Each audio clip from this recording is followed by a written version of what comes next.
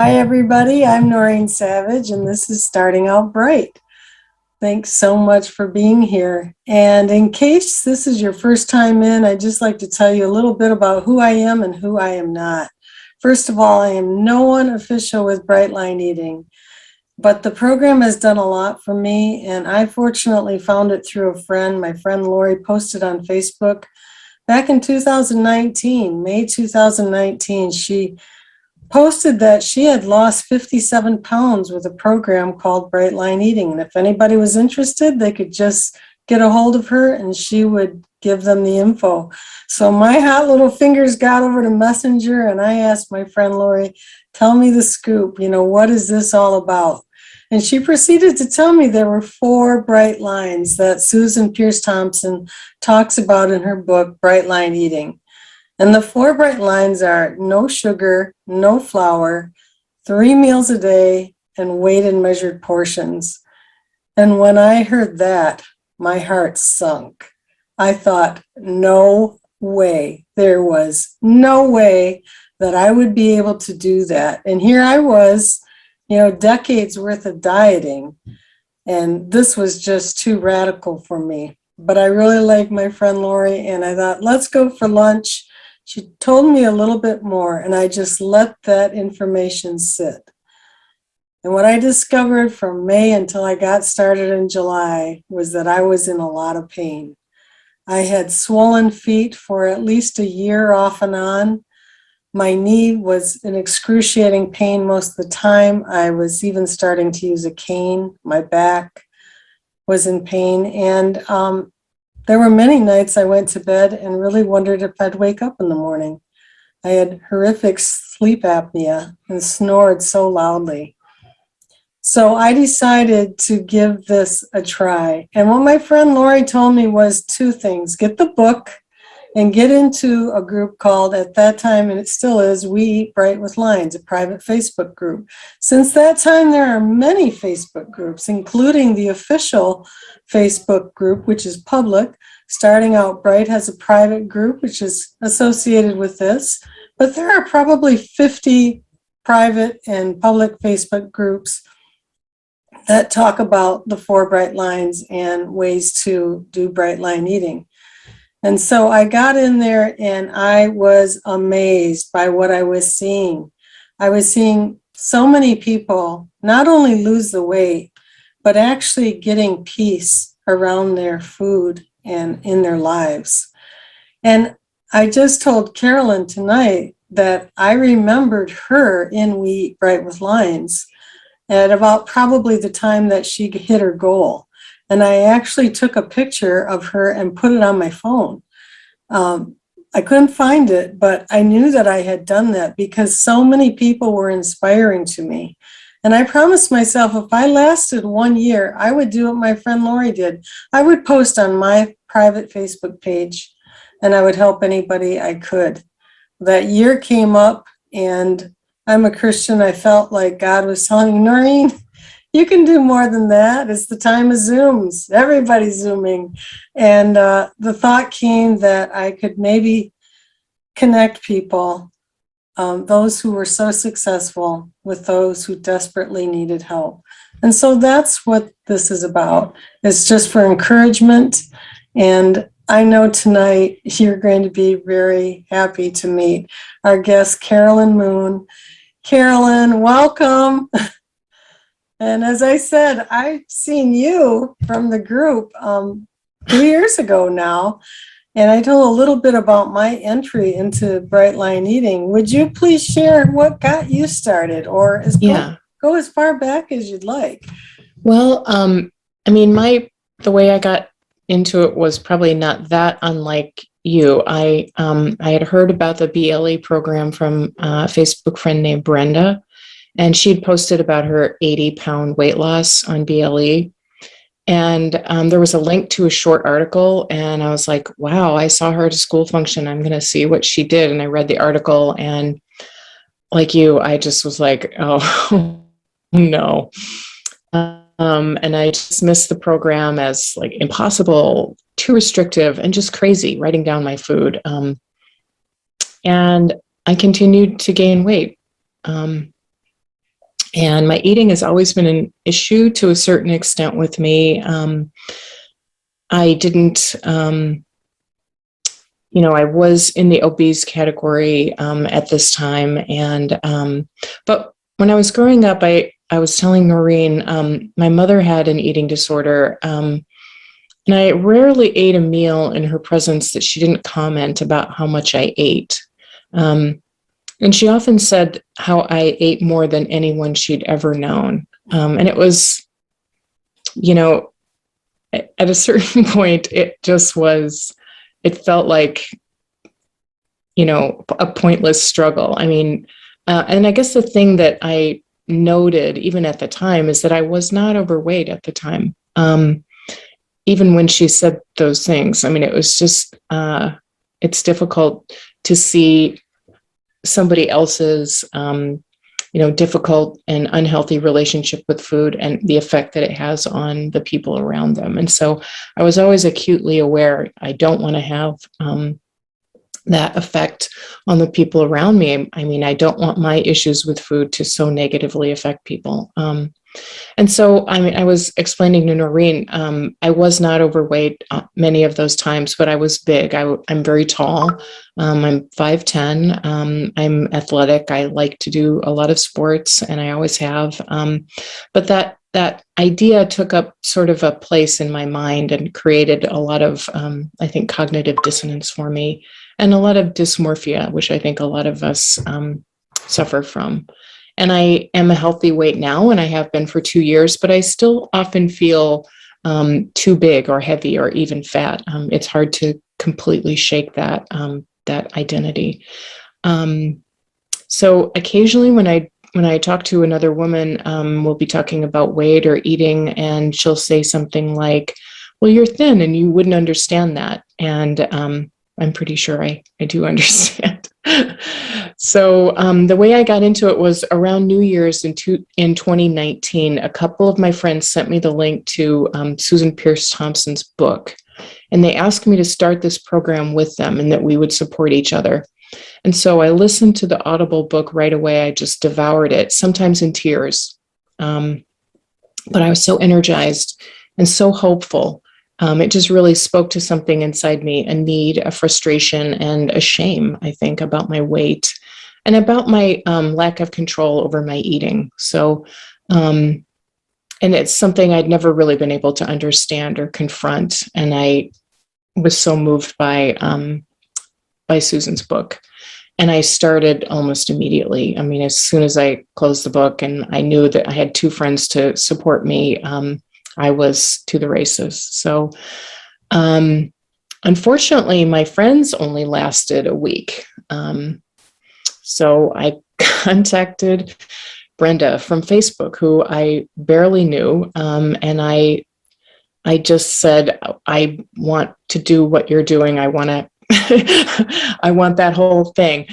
Tell me what to do. And, I had read about the 14-day challenge and the boot camps and all of that. And I didn't want to spend the money. I wasn't ready to spend the money. I think I'd poured money into fruitless weight loss programs in the past, and I was just very skeptical. So Brenda generously told me to just commit my food to her every night, just send her a text every night with the food I was going to eat the next day. Go to the Facebook page, We Eat Bright with Lines, and join them and start reading other people's comments and start reaching out for help. And to JFTFP, and somebody asked me what that means. It means just follow the effing plan. And so that's all I did. And I stuck with the program. And 10 months later, I had gone from obese to a healthy weight. I lost 60 pounds. And it was amazing watching those pounds disappear. It was really incredible. And I felt like I did it with a community on Facebook on We Eat Bright with Lines. And I felt like I wasn't doing it alone. It was really wonderful. And so did you stay at that point when you hit maintenance? Did that carry you through? Did you get all of the blessed, happy free from then on? I mean, I wouldn't say that. I mean, my path has not been as straight and narrow as that. I, uh, but I did feel very free. And when I'm eating on the plan, I do feel very free. Was I, happy, thin, and free? I was definitely thin. I was happier. Just as you know, I mean, your weight is not all of your problems. I mean, it's a part of it. But the problems that you're, trying to tamp down with eating are still there when you stop eating. And you really have to, other people have said, it's a good time to go to a therapist, or, join a group where you can kind of talk about the feelings, that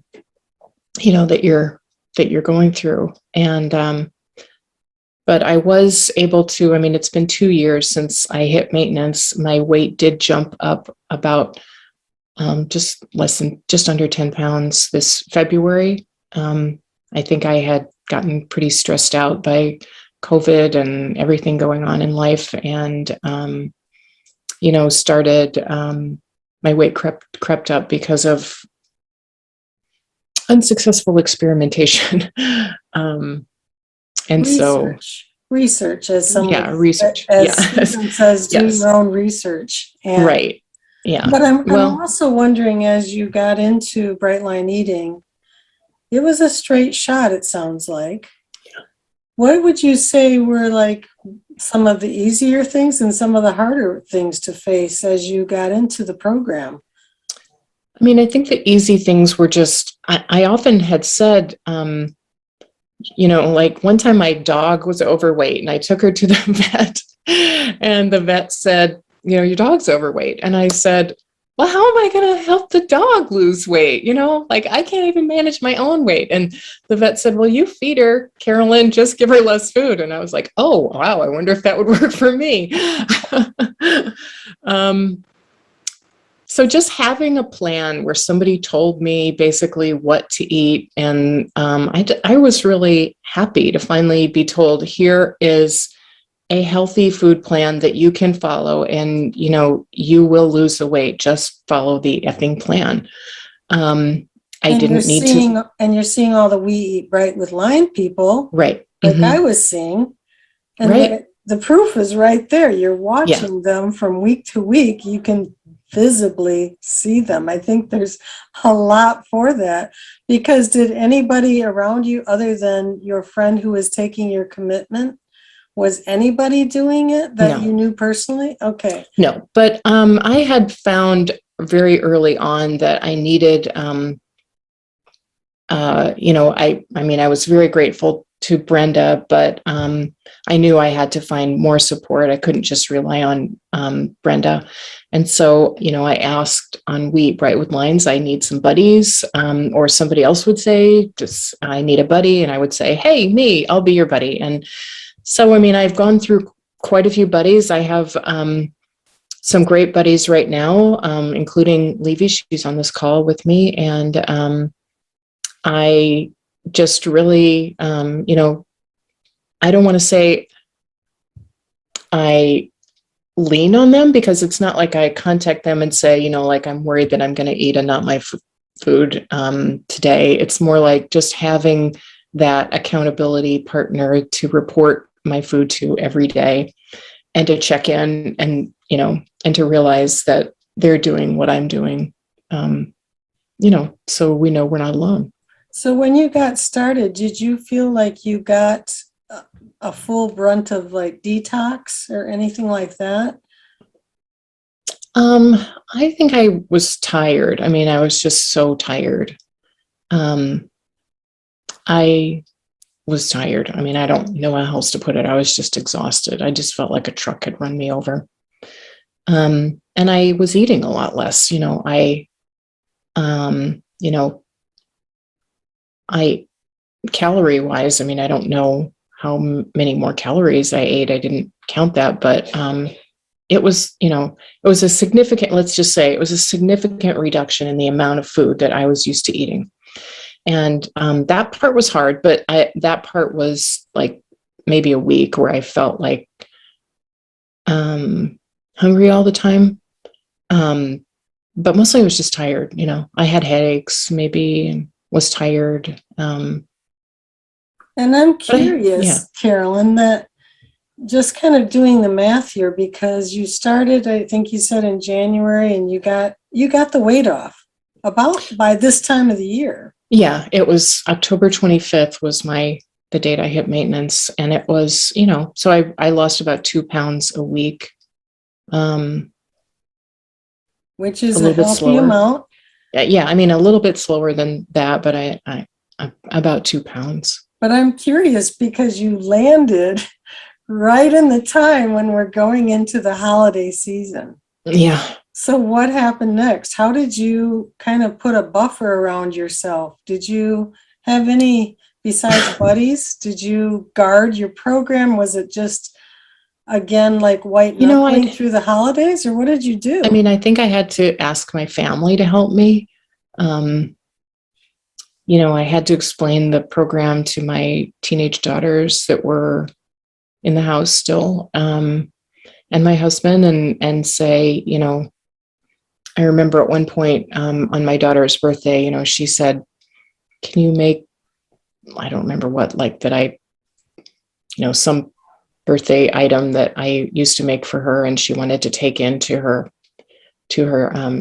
team. And I said, "Okay, yeah, all right, I'll do it." And I made it, and I was white knuckling it the entire time. And I just said, I can't do that. Yeah, I learned my lesson with the first birthday that I baked for. I was totally fine until we were serving the birthday cake. And I'm like, what is the matter with me? It's like a switch went off and I went into a different mode. So, you learn as you go, and everything is new, really. Yeah. We're like every day practicing to get to the next level.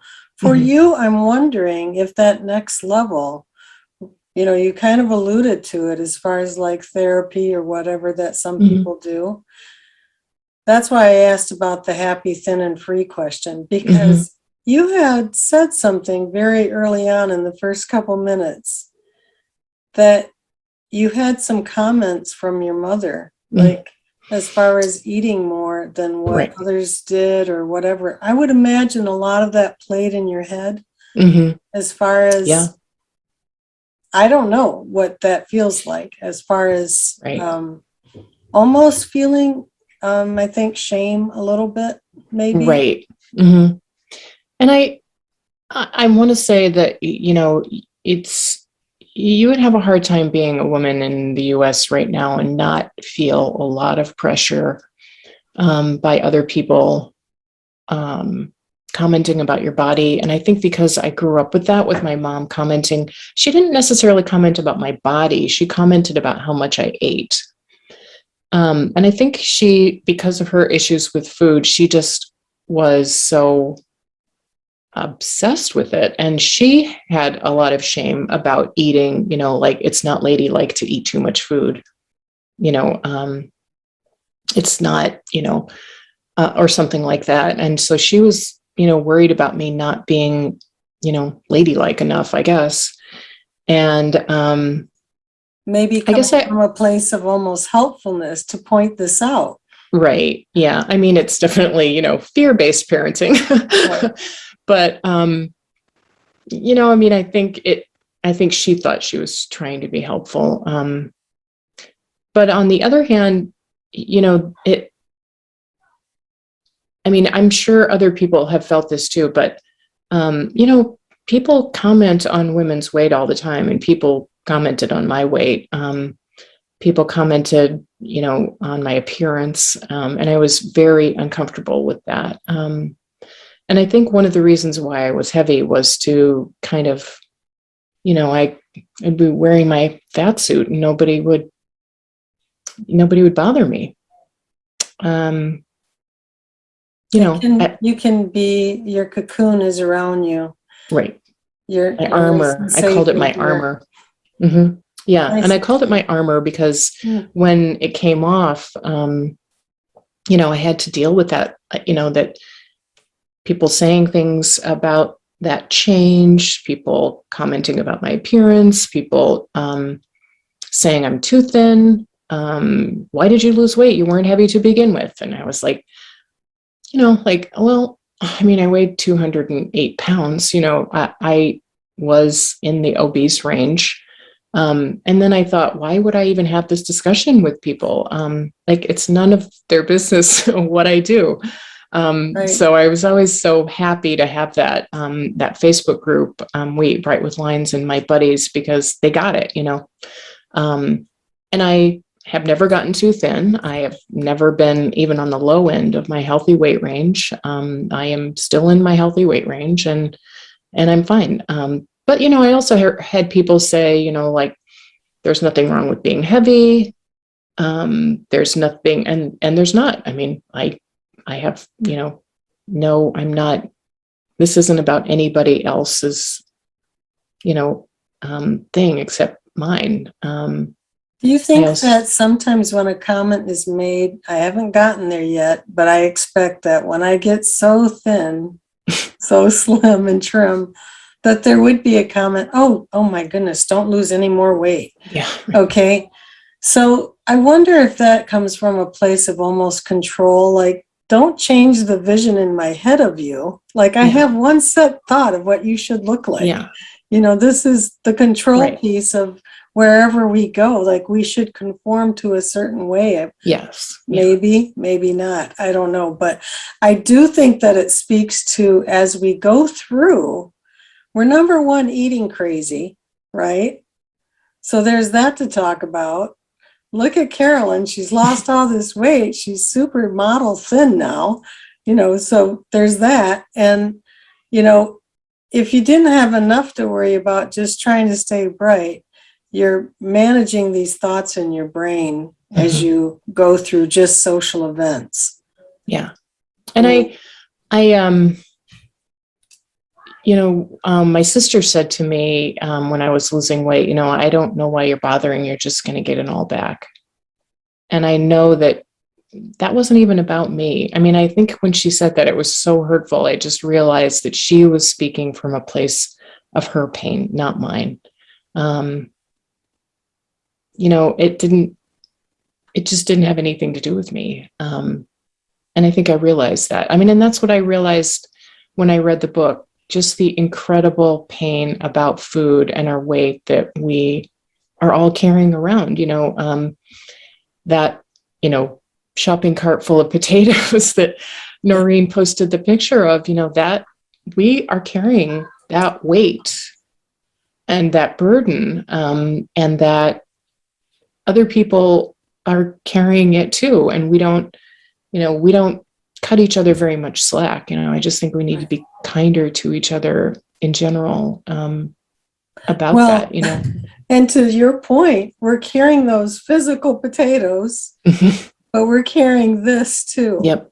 And I think that you have to really take care of both. You do. To get the whole package. So Right. What tools did you use? What ones are you continuing to use as you go through the journey to get that out? To work through that. Having buddies in terms of staying on track was very helpful to me, to know that I had a community that supported me. That was very important. I also journaled a lot. And I know that, the program recommends journaling. I've always liked to journal, and especially in the early days, just getting out my fears and my thoughts and all of that. I also keep a gratefulness journal about the 3 things I'm grateful for each day. And I also meditated quite a bit. And I know a lot of people, don't meditate until they get into this program. But I had a meditation practice before I started this program. But that meditation practice was really important, because, well, for a lot of reasons, but it gave me a way to handle the pressure that other people placed on me, or that I felt, from other people.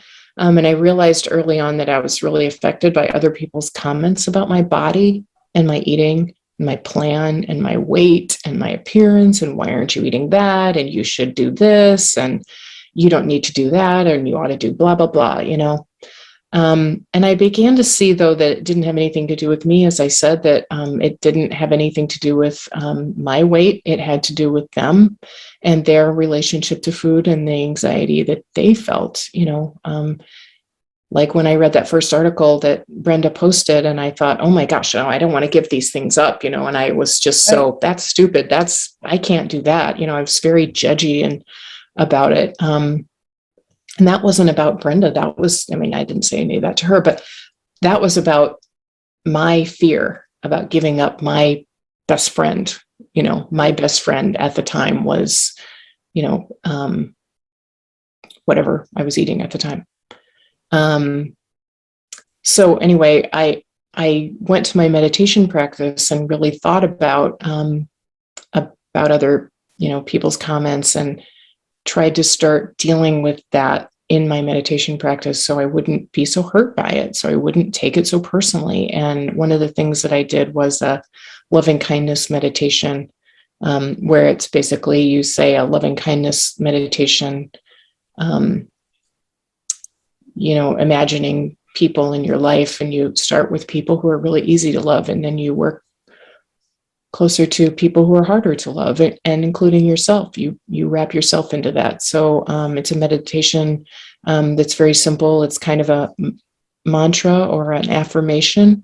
And it goes like this: may you be filled with loving kindness, may you be well, may you be peaceful and at ease, and may you be happy. So it's called the loving kindness meditation. And so I started doing that around the people and myself that I felt needed it. And it's not something that you know, tell them about necessarily. It's just something that you do to make yourself more loving and kinder, and, you know, make you understand that other people say things that might be hurtful, but they're saying them from a place of their own pain, and they don't intend to create additional pain. I want to ask you something about that meditation. So do you do this at a certain time of the day? Is it like the first thing in the morning, or does it matter? It's in the morning. Yeah. I mean, I usually try and, you know, get centered in the morning. My husband leaves for work and I work from home. And so I have some time to kind of eat my breakfast and, you know, fill out my journal, and then I meditate, and it varies anywhere from, you know, 10 minutes to 30 minutes. And then I meditate with a group each week for an hour and a half. So when you meditate and you say this somewhat like a mantra, mm-hmm. It's the same one. And so you are sending out good thoughts to specific people that you're thinking mm-hmm. of. Yeah. I would imagine you carry that over even into public places. Definitely. So that if somebody may say a hurtful thing to you or a question that, you know, it's really not their business, but they say something or ask you something. And so I would think you've said it enough in this moment of meditation that it just becomes that it's flowing out of you, just flowing goodness and thinking good thoughts. Sometimes when I'm in an airport and you just see people walking around, I just think, may you be filled with loving kindness. May you be peaceful and at ease. May you be well. I don't see any downside of that at all. No, you know, I don't say it out loud, but maybe I should, I don't know. And I know that it really doesn't make their lives better, but it makes me treat people in a kinder way. And so in that sense, I hope it does create some good in the world. So I also want to ask you, I'm assuming that you didn't exercise while you were losing weight. No, but or very little. But the the two pictures you gave me were you in a bike outfit. Yes. And we talked the other day, and I know that you love biking. When did you start exercising then? And Well, that picture that you sent me, you looked like really healthy in the yeah. first picture, even on that bike. Well, the first picture was just me in the largest biking shirt and pants that I could find, and I felt like I said I felt at the time like I was an open can of biscuits. You know, you open the can of biscuits and they all poof out. And I wanted to be a biker. I have friends that ride bikes, and I see people, riding. I live out in the country, and I see, groups of people out biking, and I always thought, oh wow, that looks so fun.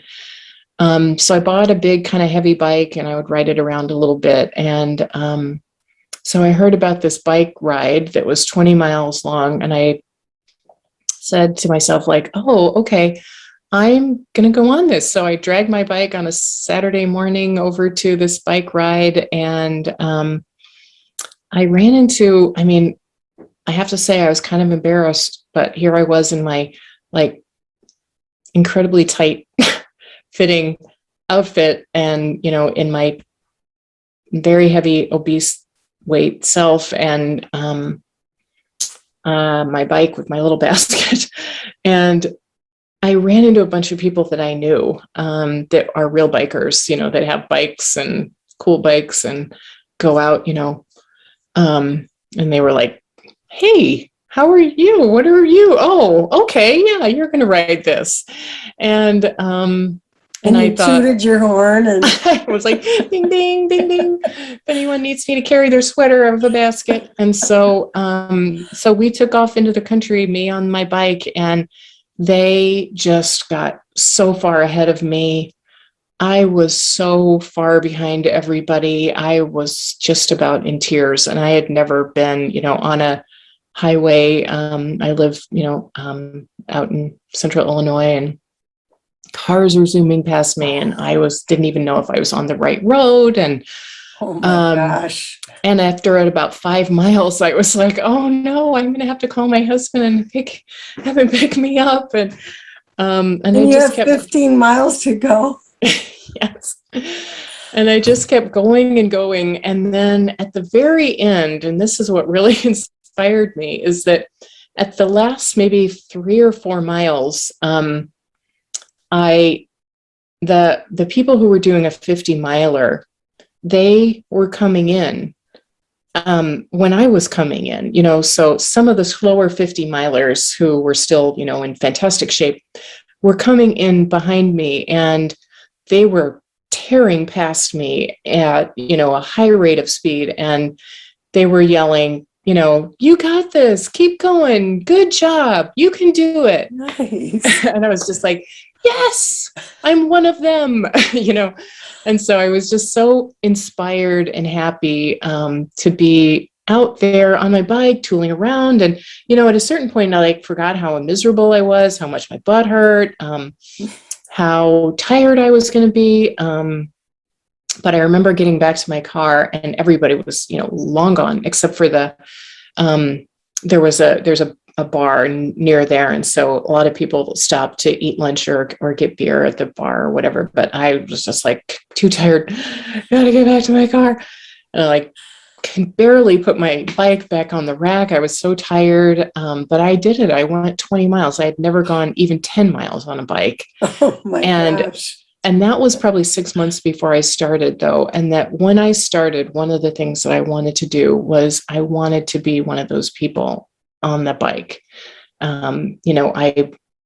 So like 6 months into my Brightline journey, I got a nice bike, and I started riding more and more. And I joined like a group of, cool women, and we go out on Saturday or Sunday mornings and ride 20 or 25 miles or sometimes longer. I'm training for a longer ride next summer. I camp and bike, and, that's what I wanted my life to be. And I could just never do it because I had, 60 pounds of potatoes on my, on my back, 60 pounds on my basket, that I'm trying to drag everywhere I go. And so, yeah, so I still exercise. I have a spin bike at home now that I got after I hit my goal weight that winter, I knew that Is it's this the very cold. Peloton Yeah, I have a variety? Peloton. Yeah, Okay, so how do you like that? I love it. It saved my life. I think the first 6 months of lockdown here in Illinois, we locked down. My two kids and my husband were all at home, and all the restaurants were closed. And I was getting pretty tired of my own cooking, and I was really happy to have that Peloton and to make it through the cold. I've heard cold they're winter. so great, but I don't have Yeah. one. What is so great about them? About a Peloton? I honestly think that the cool thing about it, I mean, I love to bike, and so that I love that part about it, but the classes are so positive. And when I went to gyms here, I always felt like somebody was yelling at me, or I felt like if, Noreen was next to me and she was lifting 60 pounds and I had to do that. And I was always getting injured because I was, looking at other people and trying to do what they were doing. And, but the Peloton classes are super encouraging and very, it's a lot like, BLE. It's like, yay, you can do it, keep going, you got this. No shaming, no body shaming. Everybody's, just trying to be healthy. And So it's worth the investment, and to me really it was, but yeah, I mean, I know it's expensive, and to me it was worth it. Well, I want to drive back home and right into the kitchen, because if you're the only one eating this way in your family, it sounds like you are. Mhm. How do you manage the food? I know you commit your food at night. Right. Well, I think it's do you a have really any easy tips or tricks about that? Well, I think it's a really easy plan to have, especially when my kids were at home. So I would make, I'd make my protein. I'd make a ton of vegetables, like way more vegetables than the family of four could eat, so that I could have leftovers. And then I made them a starch, either some starch that I did not eat in the evening. And, so I would have my plate piled full of vegetables and my, protein on top. And they would, eat I don't think their lives changed that much.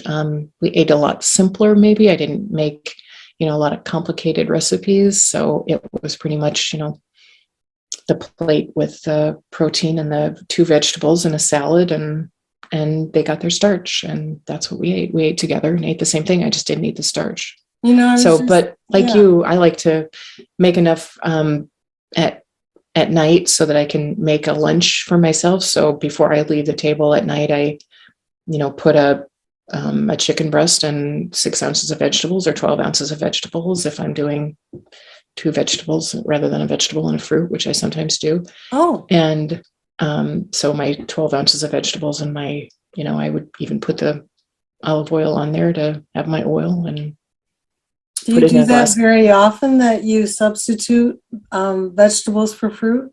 And some people don't realize you can do that. Yeah. You can substitute vegetables for fruit. You can't, it doesn't work the other way. So a lot of times I just find vegetables so much more filling. So eating 6 ounces of, roasted cauliflower or something is more filling to me sometimes than eating, a piece of fruit. But I tend to eat fruit in the morning, but I don't always. But I eat fruit at least once a day, but not always twice a day, but frequently twice a day. And for those who ask about other ways to do their fruit or rather their vegetables, I personally do 8 ounces at lunch and 12 for dinner. A lot of people do 10 and 10. So you just find what works for you. Yeah. And those are just a few examples. But I want to also, I think you also told me the other day that you do not commit food you don't have in the house. Right. Yeah. So it's not like, oh, I'll put this on my shopping list. Yeah, no. I live about 15 miles away from a grocery store. So if if I don't have, something, I don't put it on my food plan. Occasionally during the day, if I don't like, it's not a big deal to me to eat, you know, uh, instead of, switch out if I have 4 ounces of fish or 4 ounces of chicken, I'll switch that out if I have the pre-cooked food in the But when you refrigerator. make your plan, this is in the house. If Yep. something happens that you have fish instead of the chicken you planned, that you have something. Yep. The other day, we talked a little bit about facing a bowl of nuts. Yes. An experience that Yeah. you had. Can you talk about that? Well, I think that I know for me that this is going to be the way I eat for the rest of my life. But I also know that I'm never going to be completely free. And I was telling Noreen that I was making dinner, and my husband had put out a bowl of nuts for himself, and he went upstairs to answer the phone or do something. I don't remember it, but he'd left the bowl of nuts next to the sink where I was making dinner. And I just stared those nuts down. I mean, I just looked at those nuts for a very long time. And a part of me said, just eat a nut. And I just had to tell myself no. And I've recently, like Noreen and some of you, also have started a 100-day, sheet. And so I thought, no, I am not going to snack. That is a snack, even though it is just one nut. I am not going to break my line for one nut. I am going to eat my healthy and wholesome and planned dinner in 20 minutes, and that is enough. But I had to move the bowl of nuts over to, the table where my husband was going to be sitting. And I think that there's going to be moments like that. It's just amazing that. Yeah. And I had a similar one, and I'll share here. I wrote about it in a couple of the groups, but last week on Friday, I often eat my lunch at my desk at work, and I had eaten my lunch appropriately. I hadn't gotten up and washed my dishes right away, so they were sitting on my desk for at least an hour. But then I finally, I gathered them up, the Tupperware and the silverware and my coffee mug, and I brought it to the workroom, and I'm just washing all the plastic and everything. And as I'm swishing the mug and I'm going to rinse it, out pops a blueberry. One big, beautiful blueberry. And I rinse off the blueberry, and I'm just looking at it. And it's like in a flash, in just a flash, I'm looking at it and I'm thinking, well, the obvious thing is to pop this in my mouth. It's clean, it's beautiful, it's a beautiful blueberry. But then, I'm thinking, okay, I am on a 100-day bright challenge. This would be a snack. So I would have no integrity if I counted myself bright by eating this blueberry. So there's step one. But I'm also immediately thinking about so many other things. I go back to my childhood, and I'm hearing, about all of the starving children in Africa that, I should be eating this, to clean my plate. I'm thinking about that. I'm thinking about the times that someone's offered me a cookie, or some other kind of treat, and they made it just for me. So obviously I should eat it. And I'm thinking about times that I've stuffed down what I call throat hunger. I've stuffed down in order to stop myself from either crying or screaming, that I'm just like up to here and it's right there. And I think all of this in just, like I said, a split second. And I take a couple steps over to the compost trash and I throw it out. Now, you would think I should feel proud of myself, but I didn't. I felt sad. I felt sad, like I had done something wrong almost, to throw that out. And you know what was really interesting? Last week I wrote about it, and for the most part, comments were just really like, oh, that's so great and stuff. But there were a couple that said, now that's just obsessive. And one thing, if you know me, I love a lively conversation. Give me the feedback, either right or wrong. There is no right or wrong, it's just your feedback. And so I'm just like looking at that and being very honest with myself.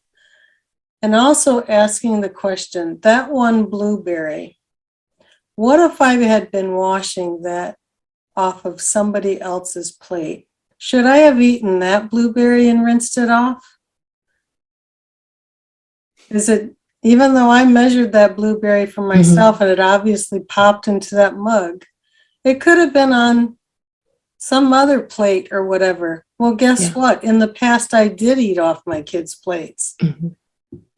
And where do you draw the line? And I also knew about intermittent reinforcement, where you may start with one, but your brain's not going to stop there. It's going to say, hey, Noreen, look over there. You remember those nuts that Carolyn passed up? You got the same kind right in the cupboard. You know, so these are real questions that we ask ourselves, even going into the holidays, especially because it's going to be everywhere, absolutely everywhere. And the offers for food are going to be everywhere. And the pressure. Exactly. You're so slim now, Carolyn. Exactly. Why would you need to limit what you eat? You're fine. You know, you need to start, like so much so that they will like probably put a piece of pie in front of me and I'll have to say, no, thank you. And, get up and go do the dishes or get up and, go sit at the kids' table for a few minutes or, but they, like I said, it's not really about me it's, they're struggling with their issues about food and,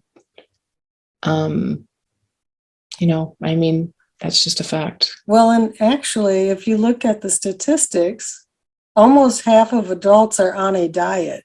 So we may be on a way of living, of eating now, but we could have all been in that group.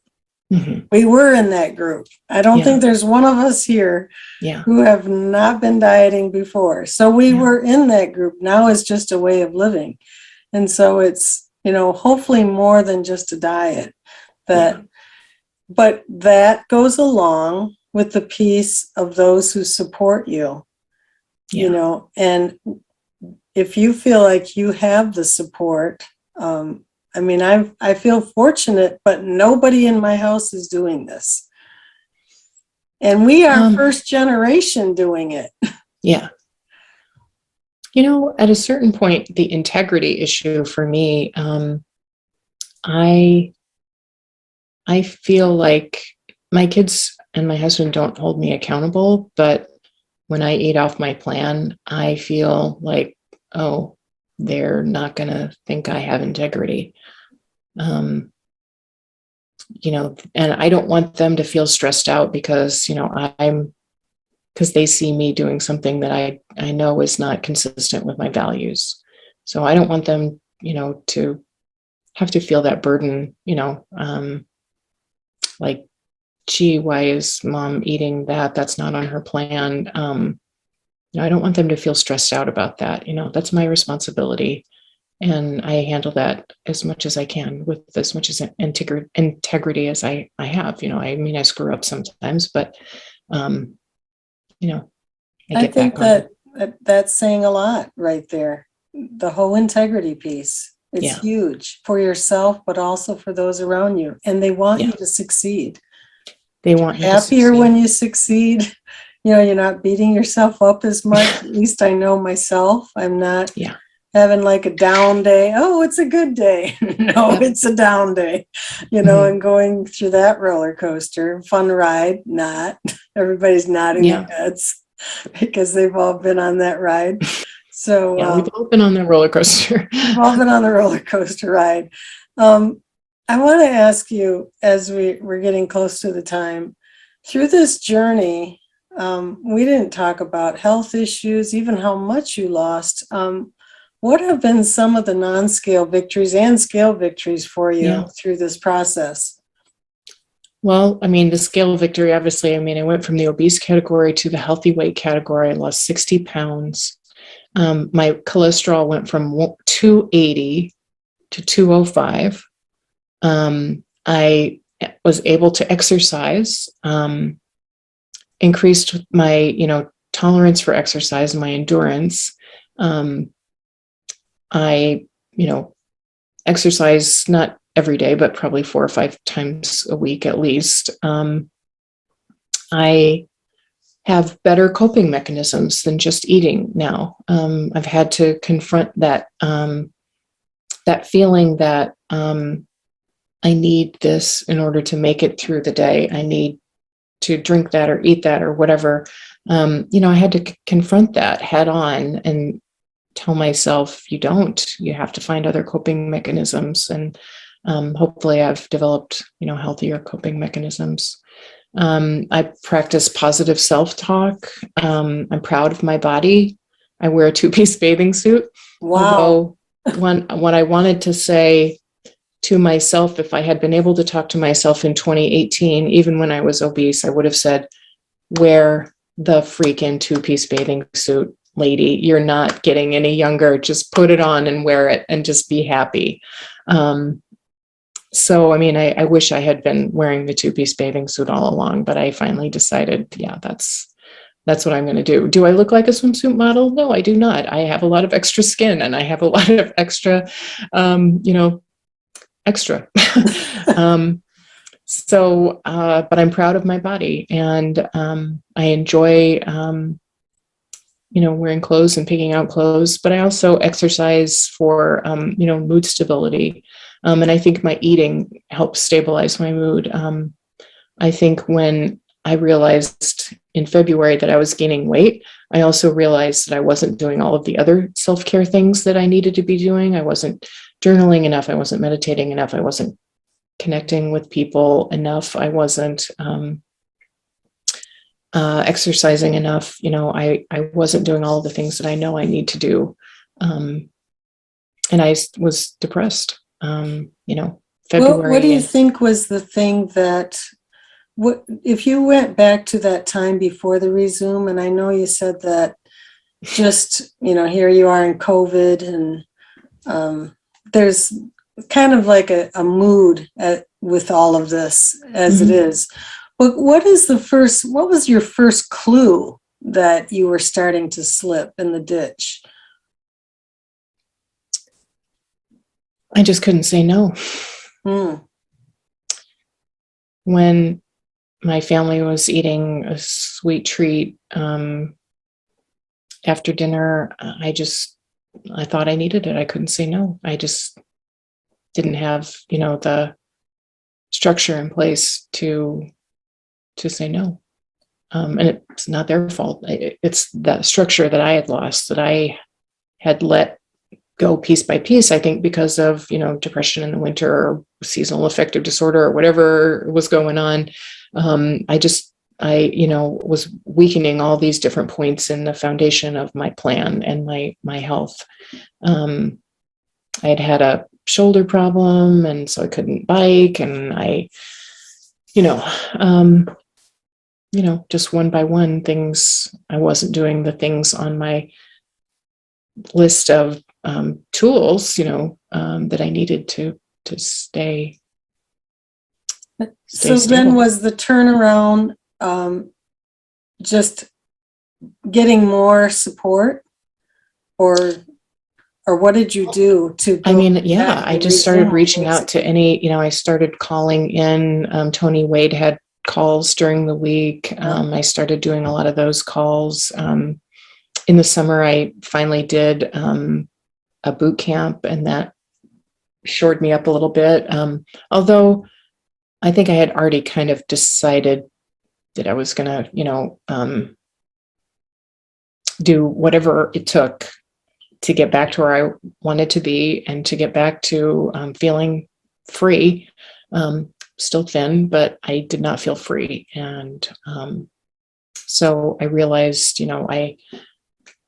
the occasional slips that I would do that had become more frequent, that it wasn't worth it to me.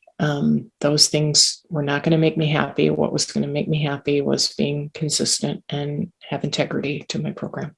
Do you think that you could have done this alone? Do you think that, like without community at all, the No Facebook way. groups, all of that? No way.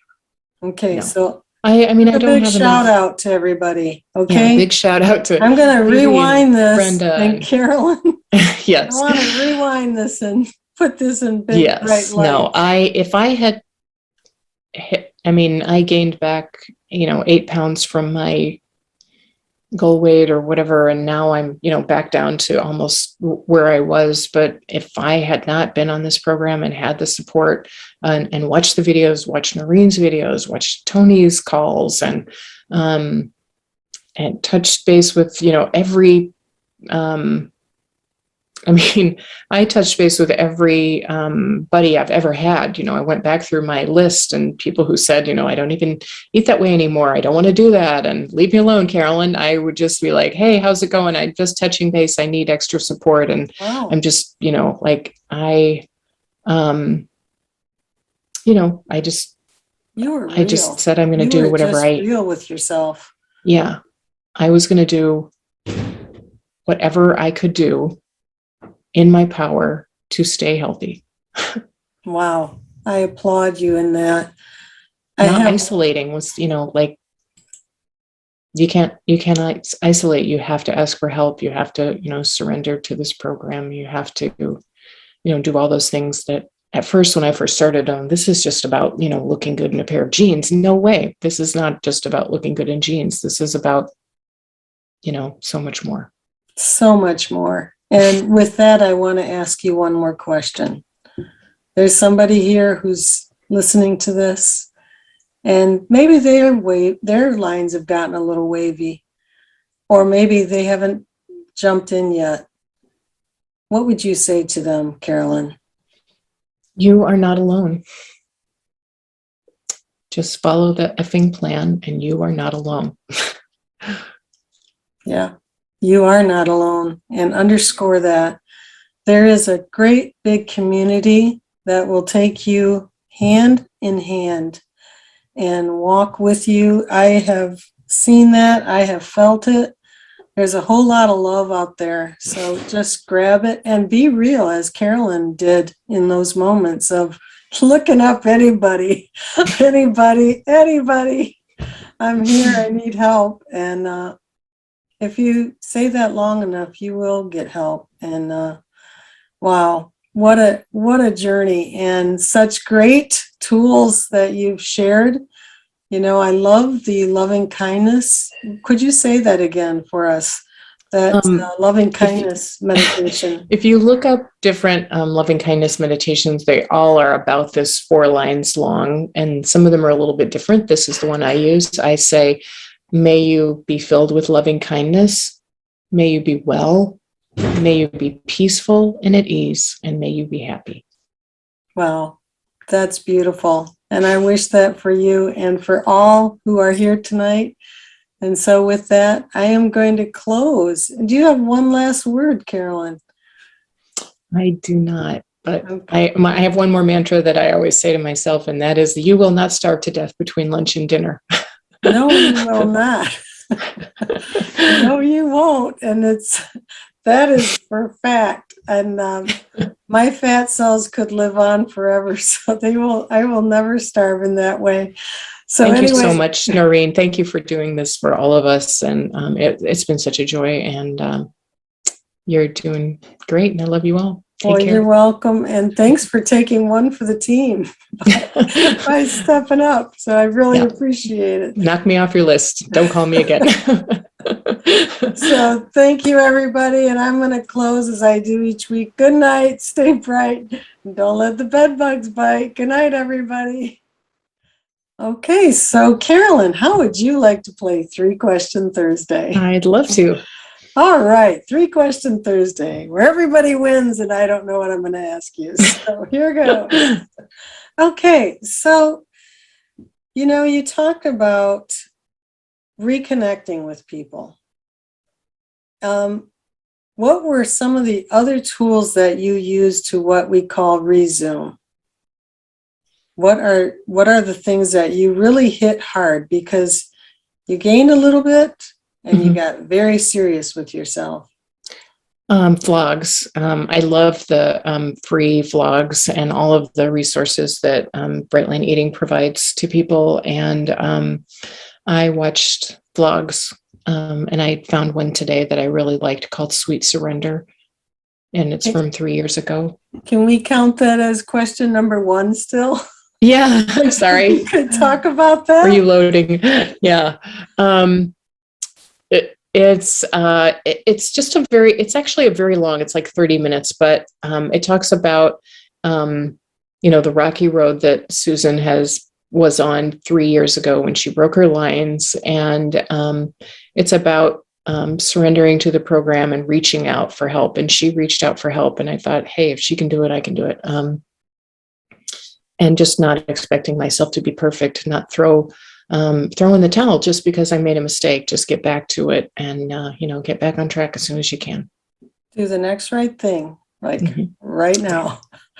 Okay, question number 2. That was great. And number 2, you had told me the other day a little thing about photographs. What tip would you give about photographs as far as the before? Oh my gosh. I may have sent you the one of my butt, but I had thrown away all my pictures where I looked too fat and too big and showed my rolls. And so I was like searching one day for some before pictures to post. And after I'd started my weight loss journey, and my husband said, "Oh, I've got him." And he handed me his phone. And I went through my husband's phone and just thought, oh my God, why did you take so many horrible pictures of me?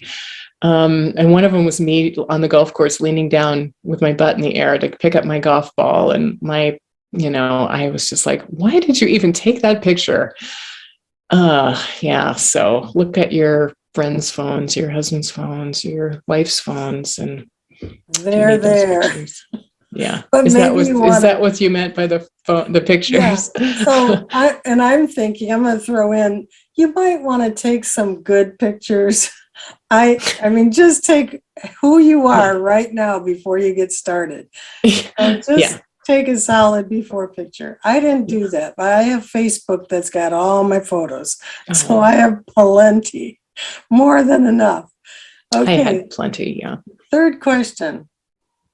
What does it mean to you to practice? It means to get ready for when things are tougher. And how do you do that? Consistency, do it every day. I'm practicing for when I do my loving kindness meditation. I'm practicing for when somebody says to me, "You are too thin. What are you doing? You need to eat a piece of this."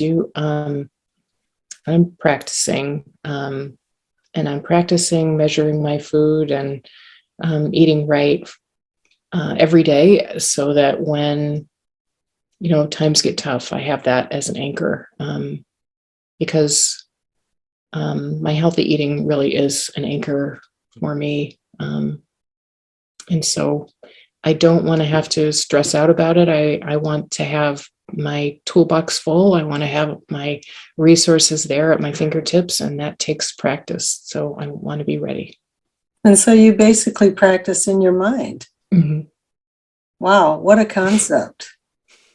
If Michael Phelps can do that in the Olympics, we can do that in our mind and just imagine the situation we're going to be in. I think it's just tremendous advice right now, especially as we go into the holidays. Yeah. To actually practice saying the words, "No, I'm good," or "Thanks, but no." Yes. Practice, practice, practice. Think about the times in the past, what has tripped you up, and think in your mind, what am I going to say when somebody tells me this?